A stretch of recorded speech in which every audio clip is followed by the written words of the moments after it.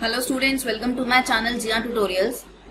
आज हम इस क्लास में अरिथमेटिक प्रोग्रेशन की ऑप्शनल एक्सरसाइज करेंगे।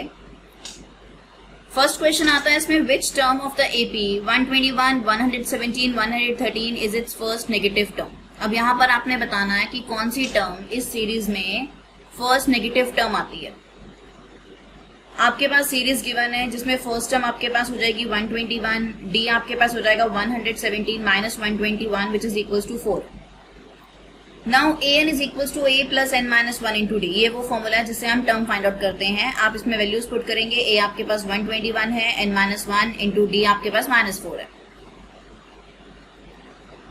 1117 माइनस 121 इज माइनस 4।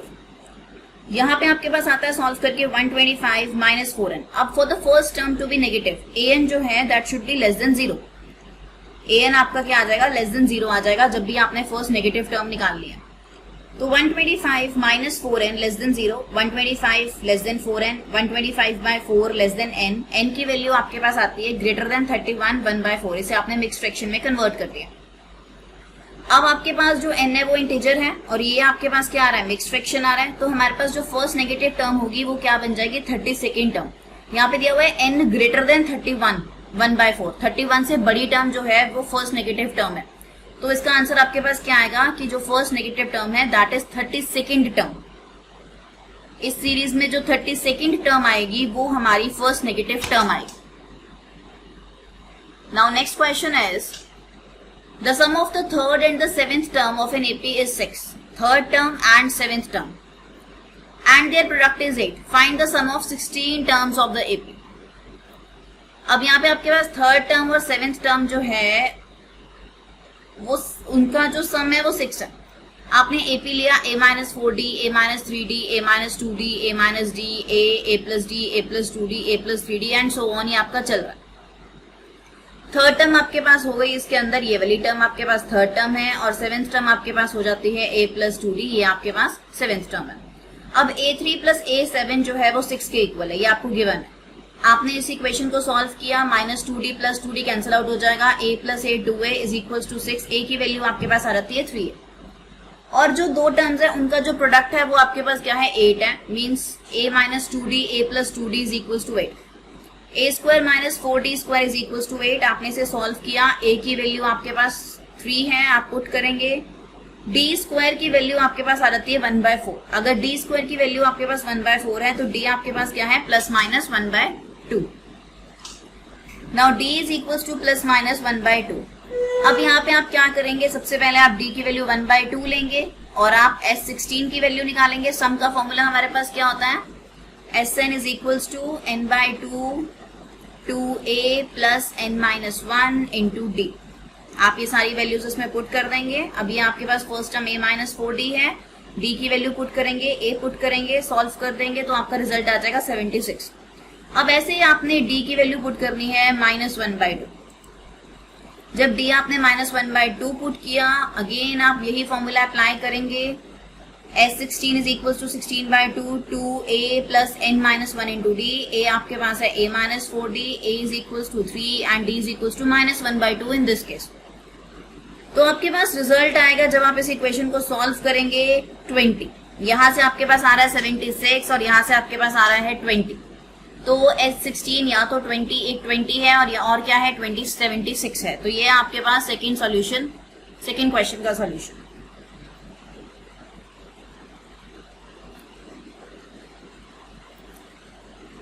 अब थर्ड क्वेश्चन आता है आपके पास, a ladder has rungs 25 centimetre apart. Rungs decrease uniformly in length from 45 centimeter at the bottom to 25 centimeter at the top. If the top and the bottom rungs are 1/2 meters apart, what is the length of the wood required for the rungs? अब यहाँ पर आपने क्या निकालना है, एक ladder है जिसमें रंग्स हैं 25 सेंटीमीटर अपार्ट और वो डिक्रीज कर रहे हैं uniformly in length from 45 centimetre. जैसे यहाँ पे ये वाला 45 सेंटीमीटर और वो डिक्रीज करते जा रहे हैं और टॉप पे आ रहा है तो उसकी जो आपका ये डिस्टेंस रह गया वो 25 सेंटीमीटर रह गया। If the top and the bottom रंग आर 2.5 मीटर्स अपार्ट, ये आप देख रहे हैं ये जो डिस्टेंस है ये आपके पास कितना है, 2.5 मीटर्स है।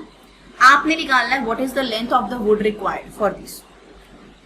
अब देखिए सबसे पहले इसमें आता है डिस्टेंस बिटवीन द रंग्स, वो कितना आपके पास 25 centimetre. Distance between the top रंग एंड द बॉटम रंग ऑफ द लेटर, वो कितना है 2.5 मीटर्स। मीन्स आप इसे कन्वर्ट करेंगे सेंटीमीटर्स में तो आपके पास कितना आ जाएगा 1 metre is equal to 100 centimetre. Solve करके आपके पास रहता है 250 centimetres. Total number of rungs कितने हैं?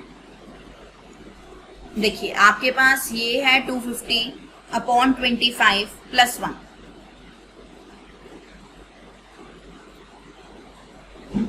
25 सेंटीमीटर अपार्ट थे, 250 सेंटीमीटर आपके पास टोटल डिस्टेंस आ रहा है, प्लस 1 ये आपके पास 11 आ गया। As we can see from the figure, the letter has rungs in decreasing order from top to bottom. Thus we can conclude now the rungs are decreasing in an order of AP and the length of the wood required for the rungs will be equal to the sum of the terms of the AP series formed. अब इसमें क्या है, जो length है rungs की वो किसके equal होगी, जितनी वो AP सीरीज बना रही है। फर्स्ट टर्म आपके पास क्या है 45, अब यहाँ पे देखिए फर्स्ट टर्म आपके पास 45 है और लास्ट टर्म आपके पास क्या है 25, मतलब A जो है दैट इज 45 और लास्ट टर्म आपके पास कितनी है 25 है। N आपके पास क्या है 11 है, आपने यहाँ पे निकाला है N आपके पास 11 है। आपने क्या निकालना है, सम Sn निकालना है। Sn का फॉर्मूला आप अप्लाई करेंगे, Sn is equal to n/2 into a plus l. आपके पास n की वैल्यू भी है, a भी है और l भी है। आपने वैल्यूज पुट की, पुट करने के बाद जो आपका रिजल्ट आता है वो आता है 385 centimetre. Hence the length of the wood required for the rungs is 385 centimeters.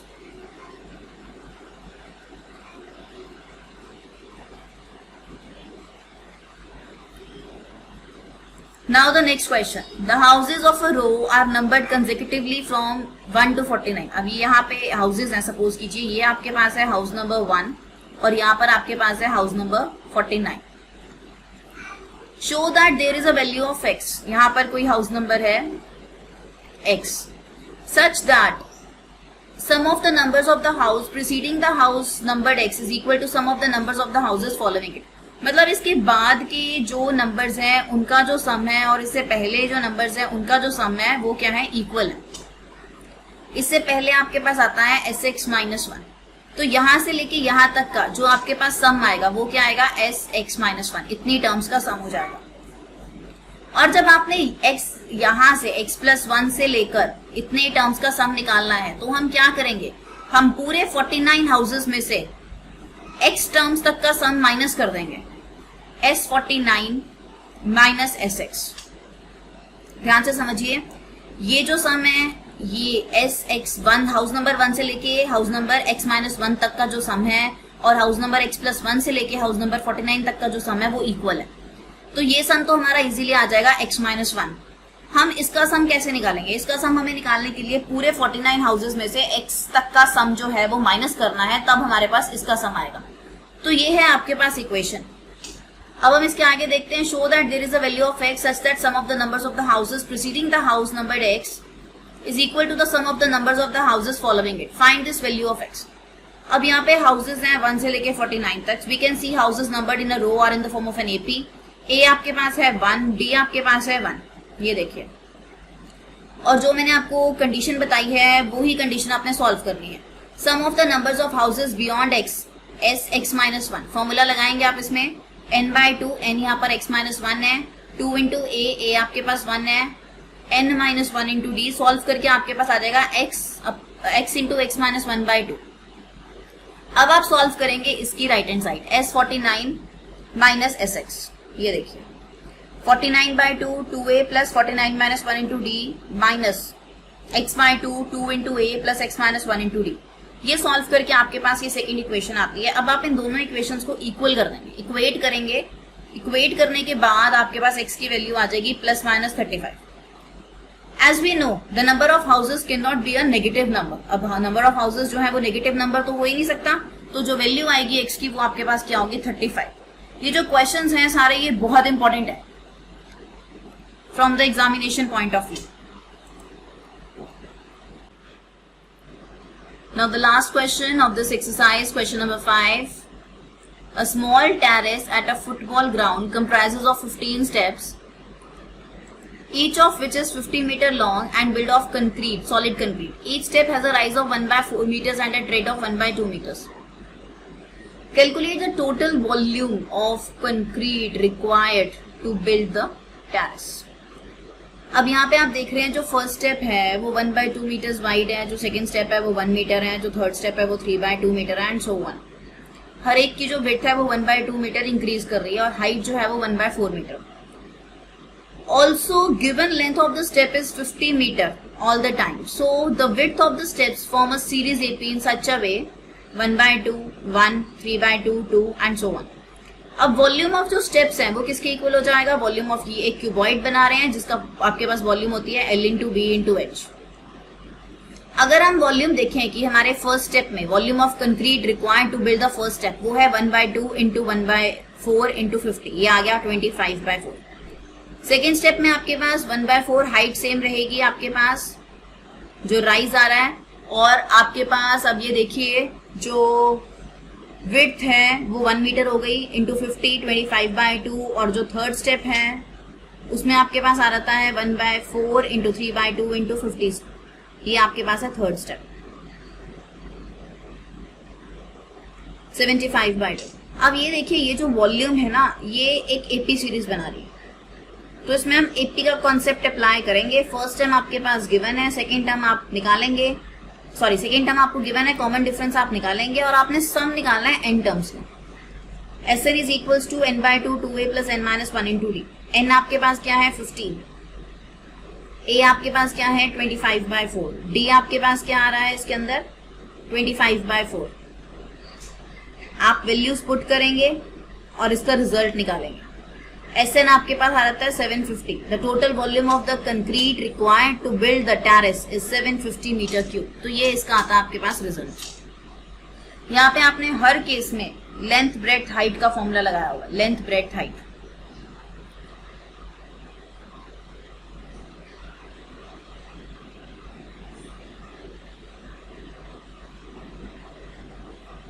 Length हर एक केस में आपके पास क्या आ रही है 50 मीटर है,